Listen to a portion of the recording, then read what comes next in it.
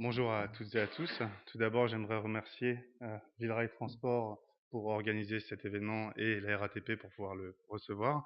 Je vais vous présenter tout simplement l'expérience dont bénéficie Transdev aujourd'hui en termes d'implantation de véhicules électriques, que ce soit en France et à l'étranger.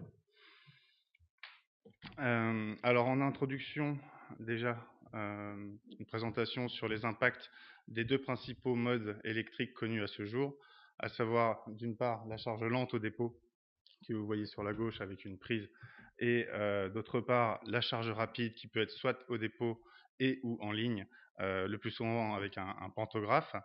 Il faut savoir que ces deux technologies correspondent à des besoins opérationnels très différents.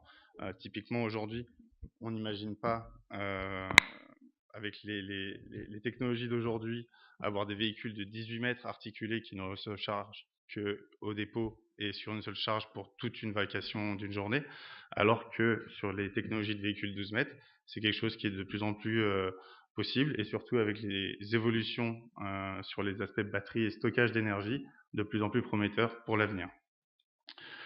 Ensuite, au niveau de la flotte Transdev et des solutions électriques et zéro émission, j'aimerais aussi rappeler que, et comme l'ont rappelé nos collègues de Keolis, que le trolleybus reste un véhicule 100% électrique et aujourd'hui est zéro émission.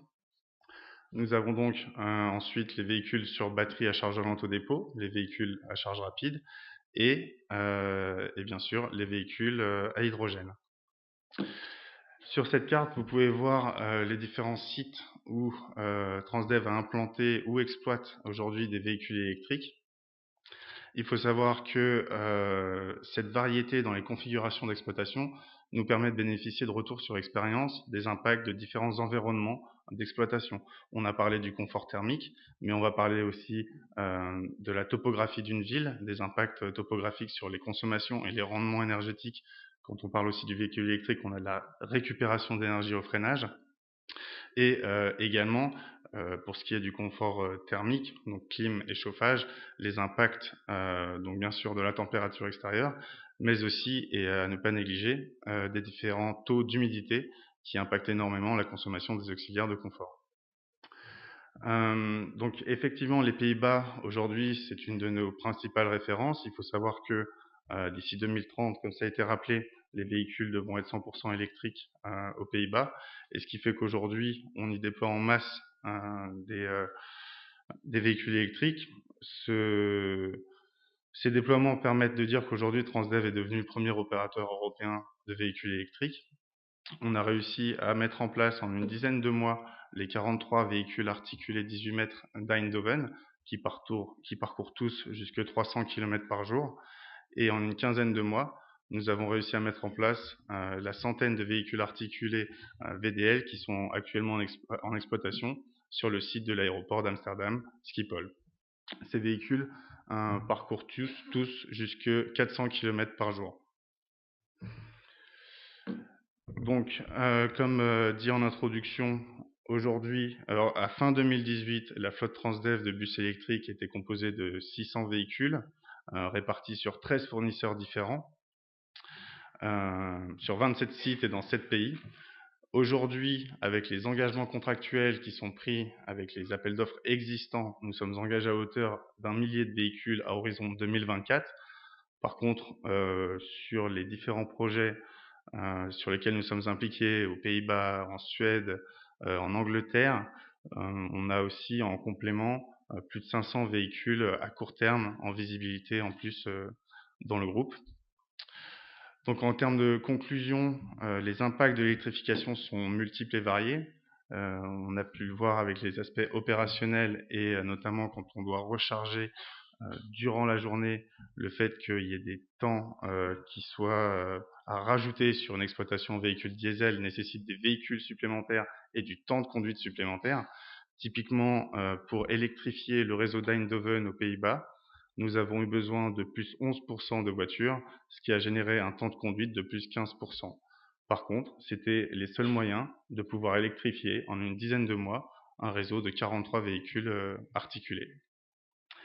Donc en termes, voici pour les aspects opérationnels. Sur les aspects charge lente uniquement au dépôt, eh bien, on se rend compte que dans les outils de planification, il faut prendre en compte des contraintes qui jusqu'alors concernaient principalement les conducteurs, avec d'une part un temps de travail maximum, une autonomie, et d'autre part un temps de repos minimum, le temps de charge.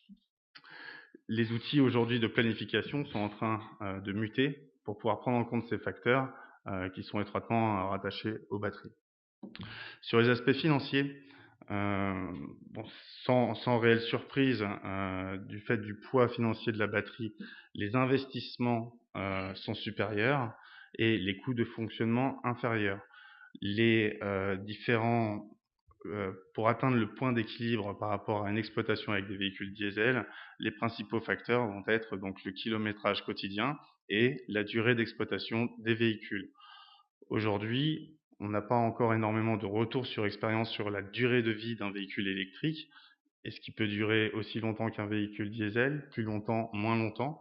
Ça fait partie des questions qui se posent pour le passage à l'électrique et donc euh, la modification des contrats, l'optimisation de la mise en place d'un réseau de véhicules électriques par rapport au coût connu d'un réseau de véhicules diesel.